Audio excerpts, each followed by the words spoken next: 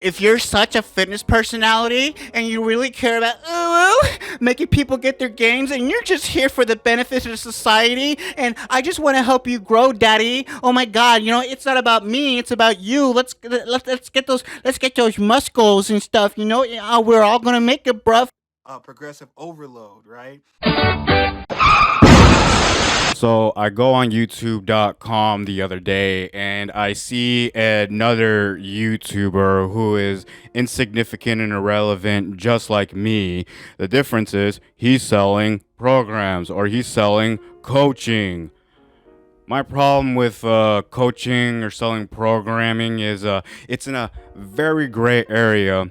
First off, a little more about that YouTuber, AJ the Fitness Guy. This is my second video on him again, only because he asked me so bad. But a little more about him. 25 subscribers, no comments, no reactions, maybe 100 views in total. He let everyone know that Louis Simmons died, and so he got 2,000 views from that. Good job, motherfucker. Ooh, somebody died. I better make a video about it and be very informative and give awesome, amazing insight on the dead guy. Oh, yeah. Yeah, you were real big Louis Simmons fans prior to that, weren't you, dummy? The thing why I have to state how small his sub count is because I feel like coaching is okay when someone has a big following, because I always assume a big following means there's a lot of people in your inbox like, oh wow, can you train me, can you coach me, can you let me suck your penis? Get a lot of inquiries like that, so then it's fine.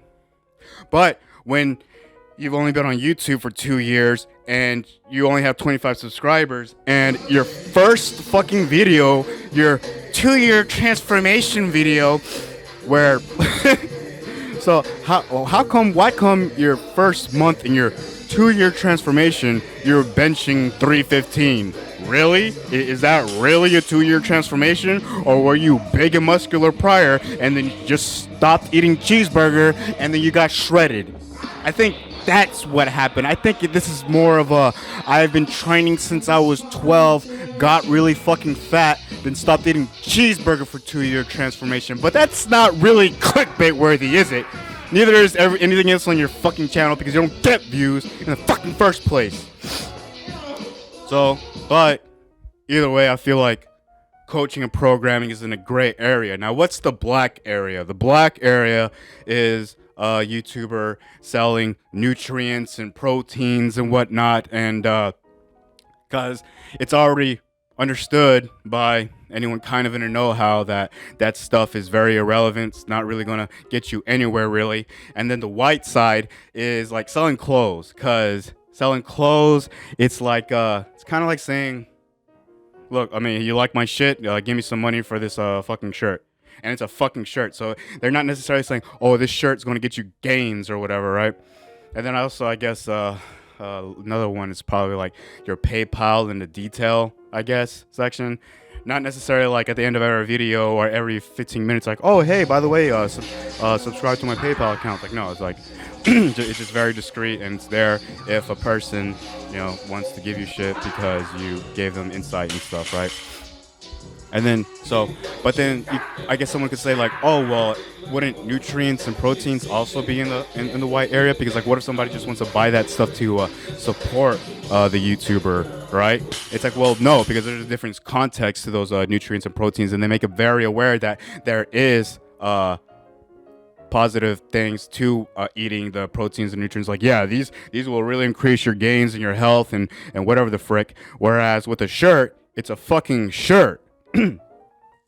And then programming, selling templates, selling coaching things, that's the gray area. Because like I said, again, if someone has a big following, they're getting a lot of inboxes, then it's like, what the fuck can they do? It's supply and demand, right? It's like fuck, I already, and then it's like, I'm not that fucking noble.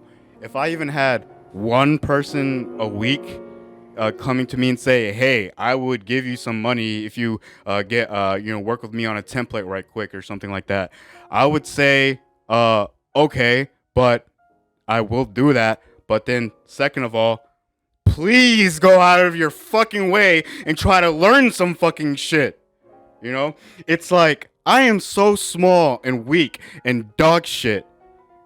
And yeah, I've spent hours and hours studying, whereas a person who has studied more or less than me, it's like what hope do they have, right? Unless they just, hormonally gifted or whatever the frick, right? So that's why I feel like it's in the gray area, because it's like, only the most noble will turn down like inquiries for like, money and shit, right? But then it's a black area because it's like, oh, dude, if you're such a fitness personality and you really care about making people get their gains, and you're just here for the benefits of society, and I just want to help you grow, daddy. Oh my God, it's not about me, it's about you. Let's get those muscles and stuff. We're all gonna make it, bruv. Oh, but by the way, fucking give me money for a fucking awful standardized fucking goddamn Microsoft Excel fucking spreadsheet where I just best plus, soda plus, who rips the full $20, please. Really? Well, I mean, what? Tell the fuck. Hey, I already made a video on this shit. Here, go click on that video. You want a program? Here, look at this video, and then after that video, look at another video, and then after that, apply that to yourself, and then keep track of your progress and trial and error. It could take weeks, months. It could take years. That's how quote unquote programming works, but that's not sexy, right?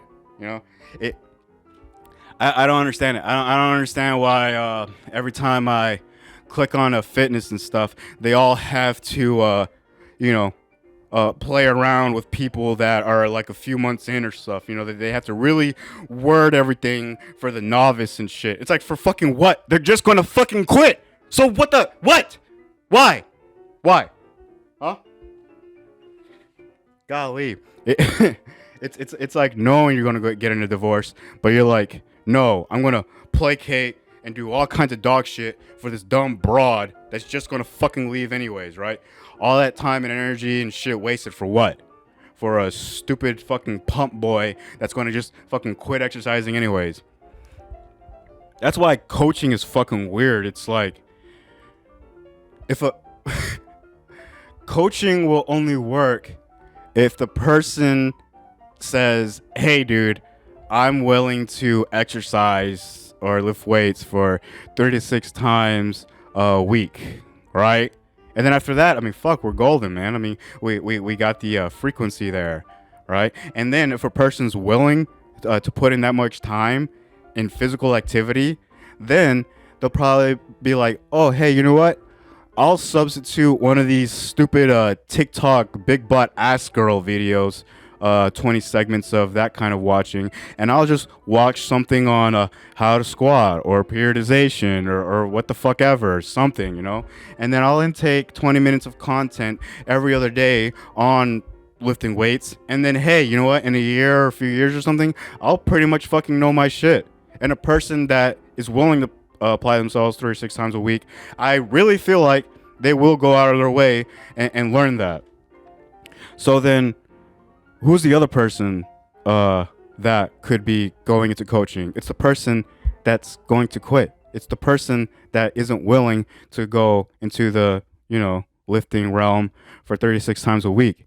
And then, so why are we pandering to those people, For what? For a quick dollar and shit, Why don't you just be brutally honest with them and just be like, look, if you can't lift weights for 36 times a week, please don't get coaching. Please don't, If we can't dedicate ourselves to at least 3 times a week, in an hour, kind of like lifting regimen or whatever, then you know what? Don't even worry about lifting 3 times a week for an hour. Why don't we just do some push-ups and pull-ups and go walking and stuff, build a quote-unquote work capacity, and then maybe stick to that. Maybe stick to just doing push-ups and pull-ups every other day and walking every other day for a few weeks, a few months, and then maybe if we feel like, oh, this is kind of working or something, then, oh, I wonder what would happen if I actually gave a fuck and started lifting weights.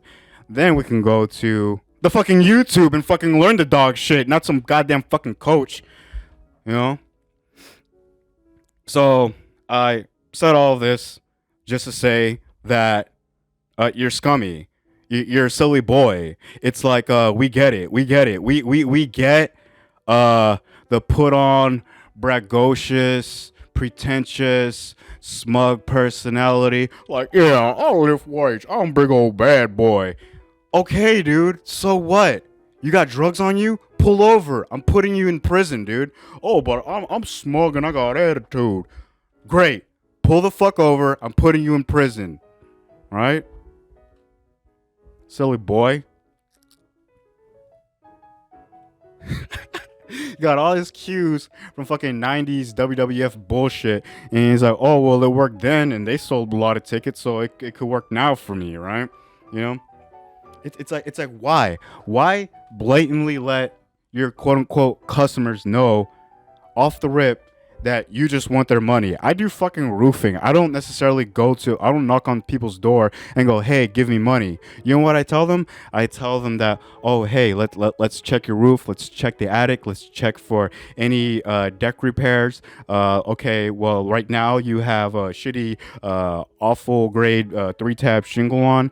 Well, look, we can go ahead and strip that off. We can replace what deck is needed, and then we can give you a watertight standing seam system that could give you up to like 20 years of like no leaking. And if there is, it's very low maintenance. You know, it's just replacing some pancake screws every now and then. You know, it's a 24 gauge fucking panel. I mean, it's like, think about it. Here, you want me to get you a 24 gauge panel thing and a shingle and compare the two?